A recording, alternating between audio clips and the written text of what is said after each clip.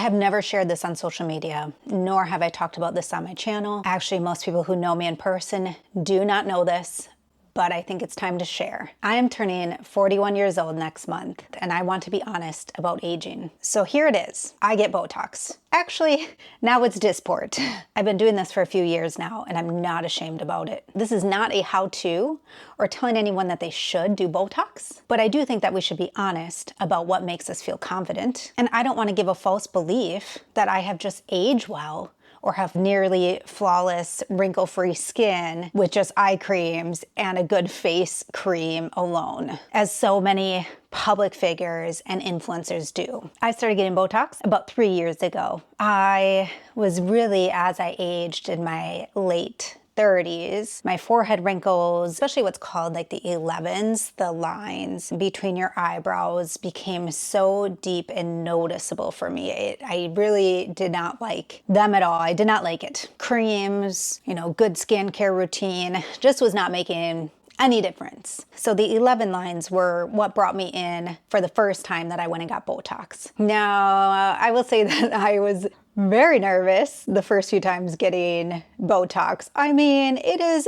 botulism toxin. It is a very deadly, dangerous substance. So I was kind of always nervous to get Botox. Over time, it doesn't really bother me anymore. But the first 1 or 2 treatments, I was really, really, really nervous going into it. I also was hesitant to start Botox because of the cost aspect. So it is not forever. Botox or any botulinum toxin treatment is never forever lasting. So it typically lasts about like 3 to 4 months. So you have to keep it up to maintain the same results, or it does wear off with time. So I was kind of nervous to start just because of like the ongoing expense. So at that time, I kind of decided to back off on some other spending in order to have that money financially available for those treatments. So for my first treatment, I actually went in just to do the 11s. That was my focus here. But then as we were talking, I also mentioned that I also had these deep forehead lines, and my left eyebrow was sinking quite a bit more compared to my right side.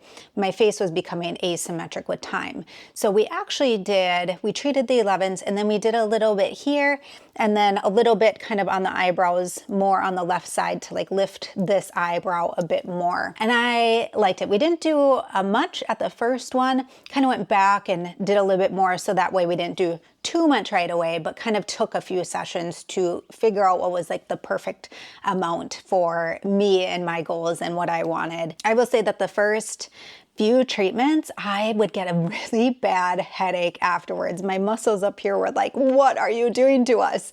It hurt so bad. Oh gosh, not just like here, but my head hurt so bad. But that is worn off. So it's completely used to it. I go in, I go out, nothing changes. After the treatment though, you're supposed to sleep on your back. That's the most inconvenient part to me, is I hate sleeping on my back so much.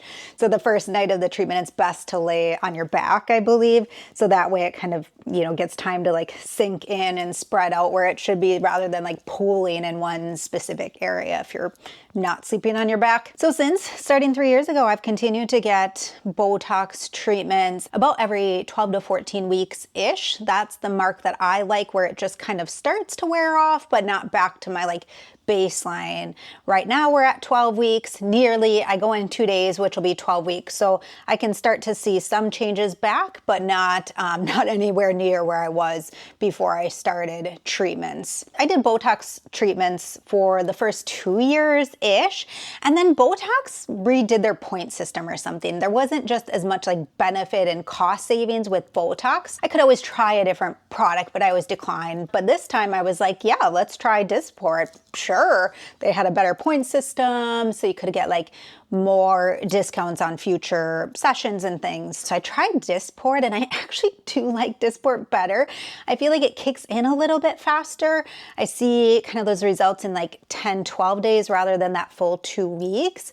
And then I think Dysport lasts longer. At 12 weeks with Botox, I was noticing a huge difference. And with Dysport, I'm not. I feel like I can get a few more weeks out of Dysport than I could with Botox. So I really like Dysport. better, but I think it's a personal preference. I really do love that Dysport and Botox have made me feel more comfortable in my skin as I age, especially in my face. I'm not saying that I am judging people who have wrinkles or people who want to age completely naturally. That is wonderful and beautiful. And there are many reasons not to get a botulinum toxin injections. So I completely understand reasons why not to get it too. Just for me, it makes such a big difference and I really like the effects. So I am going to continue without feeling guilty about it. It doesn't matter to me what other people think. It matters to me how I feel and look in my skin. Of course, there are risks and contraindications to getting botulinum toxin, so make sure you talk and follow closely with your medical provider before and during treatments if you were to choose to do this. When getting botulinum toxin treatments, it's also very, very important to follow with a provider or a person who does these treatments on a very regular basis and ones that have great experience and good training. Botox injections are an art and a science. So you wanna make sure that the person that you are going to is reputable and trustworthy. You do not wanna shop around for the cheapest possible price. You want to shop around for someone who has the best training, experience, and skills. I feel like it's always important too to go back to the same person because they'll reassess like what did that treatment give you, how much was injected, where it was injected, and then they can kind of tweak or continue doing the same thing with time. So we do different. Like I said, on the left side, she does a little bit more on this side than this side because of the asymmetry. So if I went to someone new, we would have to start all over and like spend more time figuring it out, or it might be incorrect, or who knows. So it's best if you find someone, just stick with that same person if you like them and they do a good job. So what I started with when I first did my first few treatments was just the 11s and then the forehead lines and a little bit more over here for my eyebrows. I would say then after the first few times, I did go back and I did a little bit of the crow's feet, a little bit more over the next like 2 to 3 times until we got kind of what I was looking for. These you never want to freeze completely. You always want some good movement there or it will look really fake. So I still get wrinkles in my crow's feet, but not as much or as bad as it would have been without Botox. And then the last thing that I've added onto my Botox treatment with time has been this area right here. So naturally the corners of the mouth kind of turn down and lead to like the mannequin deep wrinkles. So if you inject here, it kind of pulls up your like your smile. It pulls up the corners of the mouth a lot easier. So kind of that's the natural movement rather than that downward motion. So I do really like that. It was kind of weird drinking out of a straw or like sipping at first. But again, once you've done it for a little while, it feels no different anymore. And then like I said, I have a treatment coming up in 2 days. I'm going to try something new.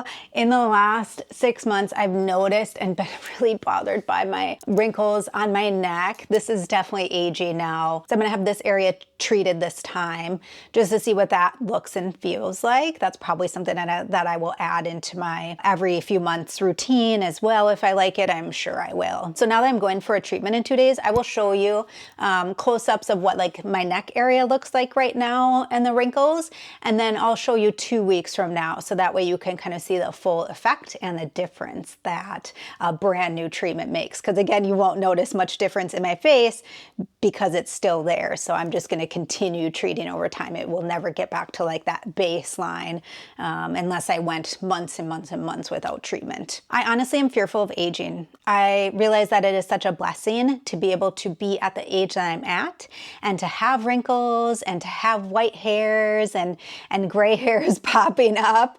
But I don't love the fact that I'm getting older and older and older. Time is going so quickly. I want to try to stay as youthful as possible for as long as possible. So Botox, Dysport really helps me feel as youthful as possible when I look in the mirror or when other people comment on how old I look or how young I look, I should say. When it comes to skin and aging, there's just no magic cream, no magic treatment that is going to work like Dysport does. It means a lot to me to not have very large visible wrinkles on my face every day, so I will continue to get my treatments. Whether you're all natural, pro Botox, or somewhere in between, you're allowed to make the choices that feel right for you. So if you've been curious about Dysport or Botox, I hope this video is giving you some insight. Let me know in the comments if you have any questions or if you've tried it yourself. I'd love to hear your experiences. I appreciate you all so much. Make sure you like and subscribe. That's going to be all for this video. Thanks so much for watching. We'll see you on the next one.